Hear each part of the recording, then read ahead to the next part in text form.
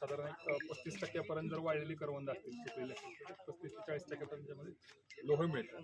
त्यामुळं ज्या म्हणजे न्यूट्रिसिटी का म्हणजे न्यूट्रिएंटच्या ज्या गोळ्या देतात किंवा ज्यांना ॲनिमिया झालेला आहे विशेषतः महिला वर्गामध्ये रक्ताची कमी असते, हिमोग्लोबिन कमी असतं, त्यांच्यासाठी हे फळ फार अतिशय महत्त्वाचं आहे. लोहाचं प्रमाण सरळपणे वाढतं. कोणत्याही फळांमध्ये एवढं लोहाचं प्रमाण नाही आहे तेवढं या फळामध्ये आहे. आणि ह्या फळाबद्दल माहिती सांगायची म्हणले तर एकदम काटक, काय म्हणत एकदम निर्भीड आणि लो मेंटेनन्स, त्याला काहीच लागत नाही अशा प्रकारचं हे पीक आहे. आता ह्याची शेती जी आहे अशी सलग कुठं लागवड होत नाही. आपल्याकडे ह्याची करवंदाची जाळ डोंगरावरती उतारावरती माळ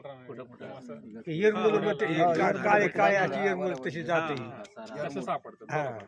आणि काटेरी वनस्पती आहे त्यामुळे दुष्काळ ताण सहन करू शकते. आणि जसं मी सांगितलं माती काहीच नाही आहे त्यामुळे अशा जमिनीत पण हे करवंदाचं पीक अतिशय योग्य आहे. आणि ह्याचा सगळ्यात मूलभूत फायदा म्हणजे आता सगळे आंब्याचे शेतकरी आहेत, आंबा बाग लावताय, तिथं फेन्सिंग किंवा कुंपण घालणं हे महत्वाचं असतं. पण ज्या शेतकऱ्यांना तार कुंपण घालणं शक्य नाही आहे तर अशा शेतकऱ्यांनी करवंदाची झाडं 3 बाय 3 मीटरवरती बांधणी जर लावली कंपाऊंड म्हणून त्याचा एक योग्य वापर होतो. काटेरी वनस्पती असल्यामुळे आतमध्ये रानडुकरं साळिंजर आतमध्ये येण्याचं प्रमाण नाही आहे. झुडूपवर्गीय वनस्पती आहे आणि लो मेंटेनन्स म्हणजे एक ड्रिपची लाईन टाकली तरी ते जग धरून जात आहे. दरवर्षी साधारण मे महिन्याच्या शेवटी तुम्हाला फळं मिळतात. त्याच्यामध्ये लागवड करताना फक्त कोकण गोल्ड ही जी कोकण कृषी विद्यापीठाने विकसित केलेली जात आहे त्याच्यामध्ये साधारण फळाचं वजन 4 ते 5 ग्रामपर्यंत येतं.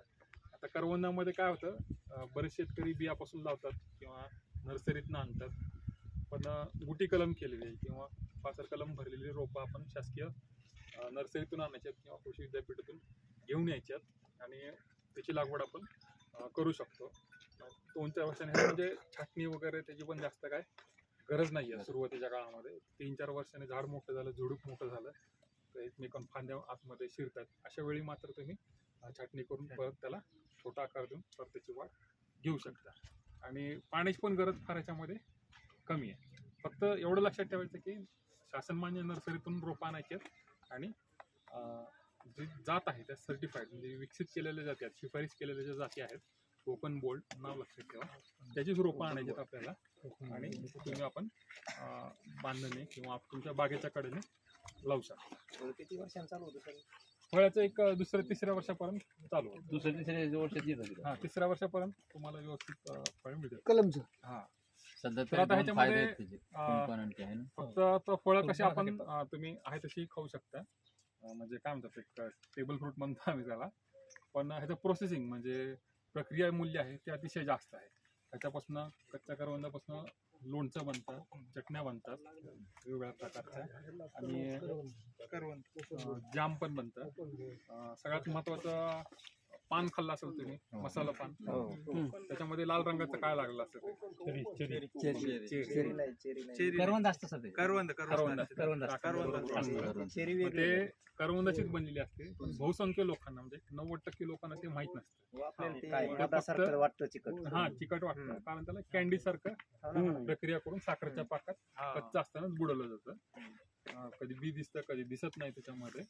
आणि तुम्ही बघता त्याचं म्हणजे आता किती पान खाल्लं जातं म्हणजे प्रत्येक समारंभामध्ये किंवा काही शौकीन लोक असतात तर तिथे एक फळ म्हणलं तरी किती डिमांड वाढू शकते. आणि मॉलमध्ये पण एक 100 ग्रामचं पाकिट छोटंसं प्लास्टिक मधलं 100 रुपयाला विकतात करवंदाचं. आणि तुम्ही म्हणजे आता ह्या दिवसात जर बघितलं तर गाड्यावरती मिळतात, बाजारात गेला तर तुम्ही माझ्या माहितीप्रमाणे 50 रुपये पाव किलो म्हणजे 200 रुपयाच्या खाली तरी किंमत नाही आहे ह्या फळाला. मग फक्त त्याच्यामध्ये काढणीचं काम क्लिष्ट आहे काटे असल्यामुळे तेवढे तुम्हाला संयम त्याच्यामध्ये पाहिजे. चालतं आपण पुढच्या फळाकडे जाऊ. थोडं खत आणि औषधाविषयी सांगा. खत ह्याच्यामध्ये मुख्यतः रोग कीड जास्त काही नाही आहेत.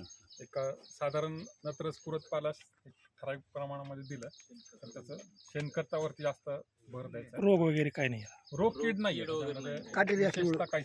सुरुवातीला सांगितलं तर अतिशय काटक वनस्पती आहे आणि गुटी कलम करायचं आणि आपल्या